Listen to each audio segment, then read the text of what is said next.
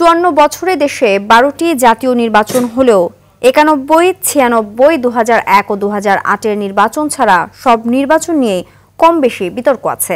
রাজনৈতিক সরকারের অধীনে বিগত ৩টি নির্বাচন নিয়ে বিস্তর অভিযোগ রয়েছে। নির্বাচন ব্যবস্থা সংস্কার কমিশনের প্রধান বদিউল আলম মজুমদার জানান, নির্বাচনকে বিতর্কমুক্ত রাখতে বেশ কিছু প্রস্তাব করা হচ্ছে।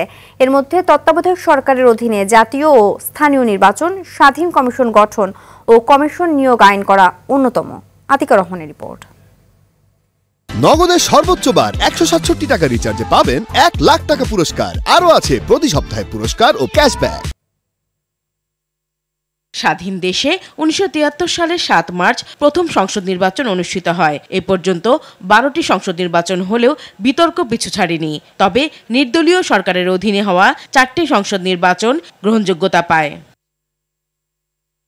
দলীয় সরকারের অধীনে নির্বাচনগুলো ছিল বেশি বিতর্কিত, বিশেষ করে ২০১৪ সালে ১৫৩ আসনে বিনা প্রতিদ্বন্দ্বিতা, ২০১৮-তে রাতের ভোটের অভিযোগ আর ২০২৪-এ বিএনপি সহ ১৫টি দল অংশ না নেয় তা প্রশ্নের মুখে পড়ে। নির্বাচন সংস্কার কমিশনের প্রধান বলেন, ছাত্র জনতার গণ অভ্যুত্থানের অন্যতম কারণ ছিল ভোটের অধিকার ফিরিয়ে আনা। কোনোটা একতরফা, কোনোটা রাতের নির্বাচন, কোনোটা ওই যেটা বলা হয় আমি আর ডামির নির্বাচন। তত্ত্বাবধায়ক সরকারের অধীনে যে ৪টা নির্বাচন হলো কেন সুষ্ঠু হলো, এটার মূল কারণ হলো নির্বাচনকালীন সরকার। তত্ত্বাবধায়ক সরকার নির্বাচনকে প্রভাবিত করার চেষ্টা করে নাই কোনো দলের পক্ষে কিংবা বিপক্ষে।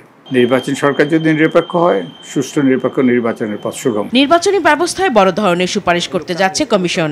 সেগুলো হলো স্বাধীন নির্বাচন কমিশন গঠন, কমিশন নিয়োগ আইন পরিবর্তন, স্থানীয় সরকার ও সংসদ নির্বাচন তত্ত্বাবধায়ক সরকারের অধীনে করা, আনুপাতিক ভোটিং, দ্বিকক্ষ বিশিষ্ট সংসদ চালু, প্রধানমন্ত্রীর ক্ষমতা কমানো, রাজনৈতিক দলে গণতন্ত্র প্রতিষ্ঠা, নির্বাচনী অপরাধ আইন সংস্কার, সরাসরি ভোটে রাষ্ট্রপতি নির্বাচন ও সংরক্ষিত নারী আসনে সরাসরি ভোট। নগদের সর্বোচ্চ বার ১৬৭ টাকা রিচার্জে পাবেন ১ লাখ টাকা পুরস্কার। আরও আছে প্রতি সপ্তাহে পুরস্কার ও ক্যাশব্যাক। ১.৫ কোটি ২ কোটি প্রবাসী আছে, তাদের এনার্জি ব্যবস্থা করতে হবে, তাদের ভোটাধিকার নিশ্চিত করতে হবে, রাজনীতিতে টাকার খেলা, এরপরে কিছু করতে হবে, রাজনৈতিক দলের অভ্যন্তরে সংস্কার করতে হবে।